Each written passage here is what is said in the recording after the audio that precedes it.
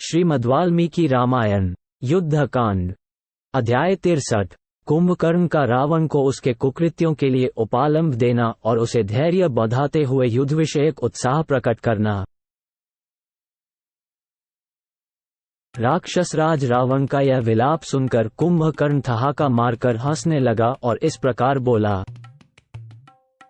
भाई साहब, पहले विभीषण आदि के साथ विचार करते समय हम लोगों ने जो दोष देखा था वही तुम्हें इस समय प्राप्त हुआ है, क्योंकि तुमने हितैषी पुरुषों और उनकी बातों पर विश्वास नहीं किया था। तुम्हें शीघ्र ही अपने पाप कर्म का फल मिल गया। जैसे कुकर्मी पुरुषों का नरकों में पड़ना निश्चित है, उसी प्रकार तुम्हें भी अपने दुष्कर्म का फल मिलना अवश्यंभावी था। महाराज, केवल बल के घमंड से तुमने पहले इस पाप कर्म की कोई परवाह नहीं की, इसके परिणाम का कुछ भी विचार नहीं किया था। जो ऐश्वर्य के अभिमान में आकर पहले करने योग्य कार्यों को पीछे करता है और पीछे करने योग्य कार्यों को पहले कर डालता है, वह नीति तथा अनीति को नहीं जानता है। जो कार्य उचित देश काल न होने पर विपरीत स्थिति में किए जाते हैं, वे संस्कारहीन अग्नियों में होमे गए भविष्य की भांति केवल दुख के ही कारण होते हैं। जो राजा सचिवों के साथ विचार करके क्षय, वृद्धि और स्थान रूप से उपलक्षित साम, दान और दंड, इन तीनों कर्मों के 5 प्रकार के प्रयोग को काम में लाता है, वही उत्तम नीति मार्ग पर विद्यमान है, ऐसा समझना चाहिए। जो नरेश नीति शास्त्र के अनुसार मंत्रियों के साथ क्षय आदि के लिए उपयुक्त समय का विचार करके तदनुरूप कार्य करता है और अपनी बुद्धि से सुहृदों की भी पहचान कर लेता है, वही कर्तव्य और अकर्तव्य का विवेक कर पाता है। राक्षसराज, नीतिज्ञ पुरुष को चाहिए कि धर्म, अर्थ या काम का अथवा सबका अपने समय पर सेवन करे अथवा तीनों द्वंद्वों का, धर्म अर्थ धर्म और काम अर्थ, इन सब का भी उपयुक्त समय में ही सेवन करे। धर्म, अर्थ और काम, इन तीनों में धर्म ही श्रेष्ठ है, अतः विशेष अवसरों पर अर्थ और काम की उपेक्षा करके भी धर्म का ही सेवन करना चाहिए। इस बात को विश्वसनीय पुरुषों से सुनकर भी जो राजा या राजपुरुष नहीं समझता अथवा समझकर भी स्वीकार नहीं करता, उसका अनेक शास्त्रों का अध्ययन व्यर्थ ही है। राक्षस शिरोमणे, जो मनस्वी राजा मंत्रियों से अच्छी तरह सलाह करके समय के अनुसार दान, भेद और पराक्रम का, इनके पूर्वोक्त 5 प्रकार के योग का, नए और अनय का तथा ठीक समय पर धर्म, अर्थ और काम का सेवन करता है, वह इस लोक में कभी दुख या विपत्ति का भागी नहीं होता। राजा को चाहिए कि वह अर्थतत्वज्ञ एवं बुद्धिजीवी मंत्रियों की सलाह लेकर जो अपने लिए परिणाम में हितकर दिखाई देता हो, वही कार्य करे। जो पशु के समान बुद्धि वाले किसी तरह मंत्रियों के भीतर सम्मिलित कर लिए गए हैं, वे शास्त्र के अर्थ को तो जानते नहीं, केवल धृष्टतावश बातें बनाना चाहते हैं। शास्त्र के ज्ञान से शून्य और अर्थशास्त्र से अनभिज्ञ होते हुए भी प्रचुर संपत्ति चाहने वाले उन अयोग्य मंत्रियों की कही हुई बात कभी नहीं माननी चाहिए। जो लोग धृष्टता के कारण अहितकर बात को हित का रूप देकर कहते हैं, वे निश्चय ही सलाह लेने योग्य नहीं हैं। अतः उन्हें इस कार्य से अलग कर देना चाहिए। वे तो काम बिगाड़ने वाले ही होते हैं। कुछ बुरे मंत्री साम आदि उपायों के ज्ञाता शत्रुओं के साथ मिल जाते हैं और अपने स्वामी का विनाश करने के लिए ही उससे विपरीत कर्म करवाते हैं। जब किसी वस्तु या कार्य के निश्चय के लिए मंत्रियों की सलाह ली जा रही हो, उस समय राजा व्यवहार के द्वारा ही उन मंत्रियों को पहचानने का प्रयत्न करे, जो घूस आदि लेकर शत्रुओं से मिल गए हैं और अपने मित्र से बने रहकर वास्तव में शत्रु का काम करते हैं।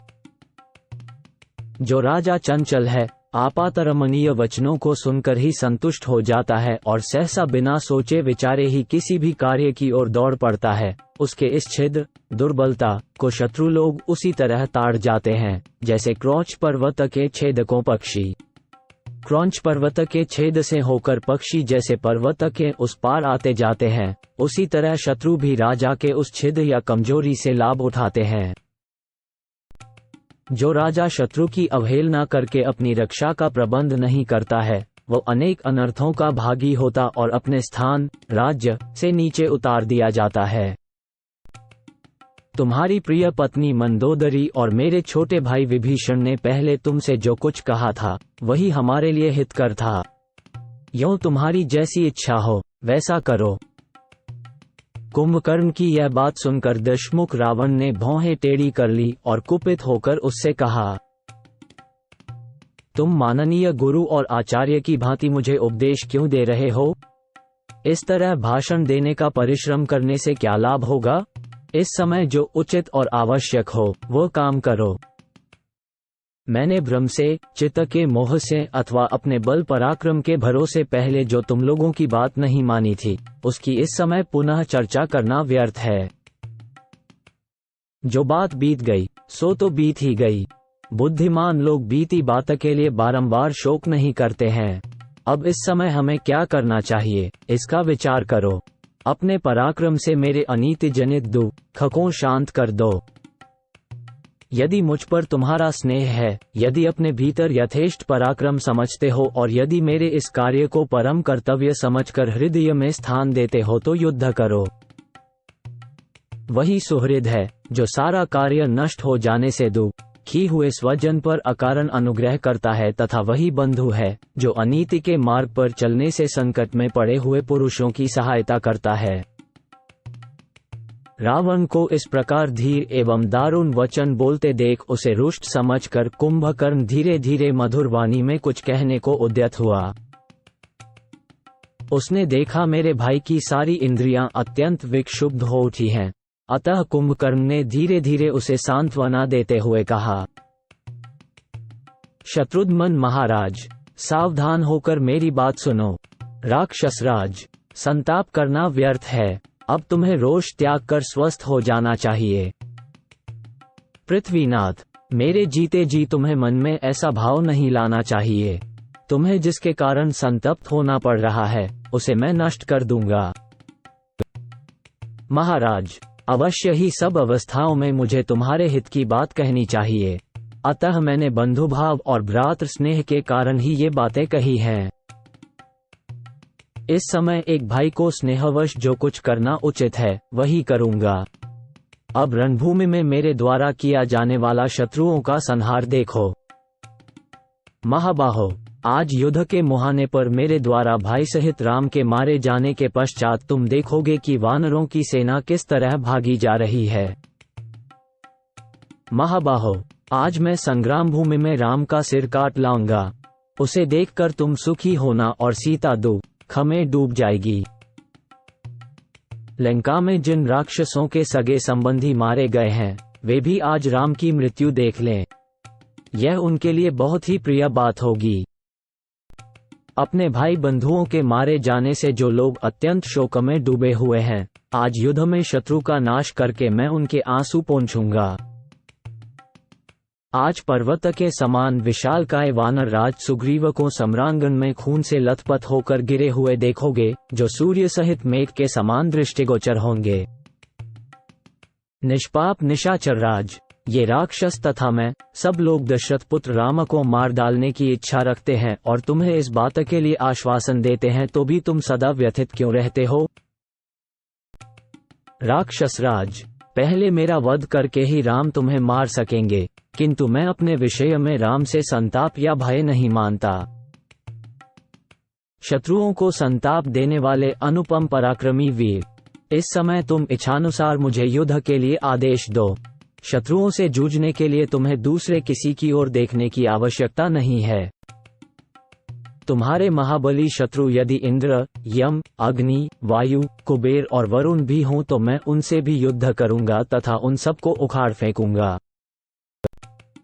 मेरा पर्वत के समान विशाल शरीर है। मैं हाथ में तीखा त्रिशूल धारण करता हूँ और मेरी दाढ़ें भी बहुत तीखी हैं। मेरे सिंहनाद करने पर इंद्र भी भय से थर्रा उठेंगे। अथवा यदि मैं शस्त्र त्याग करके भी वेगपूर्वक शत्रुओं को रौंदता हुआ रणभूमि में विचरने लगूं तो कोई भी जीवित रहने की इच्छा वाला पुरुष मेरे सामने नहीं ठहर सकता। मैं न तो शक्ति से, न गदा से, न तलवार से और न पैने बाणों से ही काम लूंगा। रोष से भरकर केवल दोनों हाथों से ही वज्रधारी इंद्र जैसे शत्रु को भी मौत के घाट उतार दूंगा। यदि राम आज मेरी मुट्ठी का वेग सह लेंगे तो मेरे बाण समूह अवश्य ही उनका रक्तपान करेंगे। राजन, मेरे रहते हुए तुम किस लिए चिंता की आग से झुलस रहे हो? मैं तुम्हारे शत्रुओं का विनाश करने के लिए अभी रणभूमि में जाने को उद्यत हूँ। तुम्हें राम से जो घोर भय हो रहा है उसे त्याग दो। मैं रणभूमि में राम, लक्ष्मण और महाबली सुग्रीव को अवश्य मार डालूंगा। युद्ध उपस्थित होने पर मैं राक्षसों का संहार करने वाले उस हनुमान को भी जीवित नहीं छोड़ूंगा जिसने लंका जलाई थी। साथ ही अन्य वानरों को भी खा जाऊंगा। आज मैं तुम्हें अलौकिक एवं महान यश प्रदान करना चाहता हूँ। राजन, यदि तुम्हें इंद्र अथवा स्वयंभू ब्रह्मा से भी भय है तो मैं उस भय को भी उसी तरह नष्ट कर दूंगा जैसे सूर्य रात्रि के अंधकार को। मेरे कुपित होने पर देवता भी धराशायी हो जाएंगे। फिर मनुष्यों और वानरों की तो बात ही क्या है। मैं यमराज को भी शांत कर दूंगा। सर्वभक्षी अग्नि का भी भक्षण कर जाऊंगा। नक्षत्रों सहित सूर्य को भी पृथ्वी पर मार गिराऊंगा। इंद्र का भी वध कर डालूंगा और समुद्र को भी पी जाऊंगा। पर्वतों को चूर चूर कर दूंगा। भूमंडल को विदीर्ण कर डालूंगा। आज मेरे द्वारा खाए जाने वाले सब प्राणी दीर्घकाल तक सोकर उठे हुए मुझ कुंभकर्ण का पराक्रम देखें। ये सारी त्रिलोकी आहार बन जाए तो भी मेरा पेट नहीं भर सकता। दशरथ कुमार श्री राम का वध करके मैं तुम्हें उत्तरोत्तर सुख की प्राप्ति कराने वाले सुख सौभाग्य को देना चाहता हूँ।